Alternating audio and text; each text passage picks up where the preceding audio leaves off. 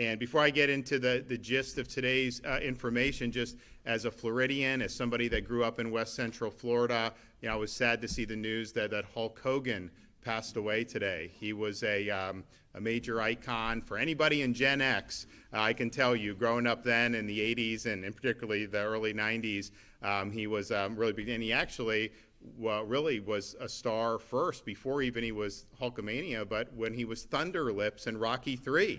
And that was like a huge deal. I mean, obviously that was a great movie franchise with Sylvester Stallone. So he was Thunder Lips, and then a couple years later became the World Wrestling Federation heavyweight champion. And, as a young kid, like, I'm growing up and it's like, that was like somebody's like, wow, that's our superhero kind of deal.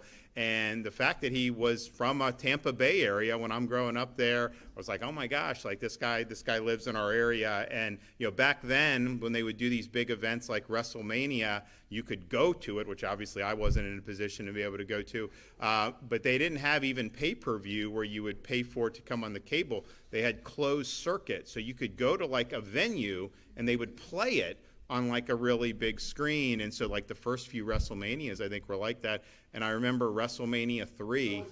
He was up. Hey, stop. Is that your fucking legacy? Get out of here. You bowed out to a Get out of fucking here. pedophile. Get out of here. You're a fucking pedophile. Get out of here. Donald Trump, Get out of here. Get out of here. here. Fuck you all.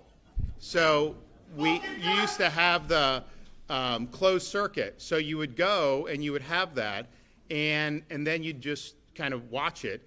So I just remember like WrestleMania 3, he's fighting Andre the Giant. And look, I was a kid. I didn't know that it was choreographed, right? I mean, I was like really worried that he was going to be able to do, but he slammed Andre the Giant. That was like a huge thing for like kids in that era. And so, and we were with him just a couple of months ago. My kids got to meet him and everything. So I was really sad to see that. And our thoughts and prayers go out to his family and people throughout this region of Florida, because I know so many people cared about him.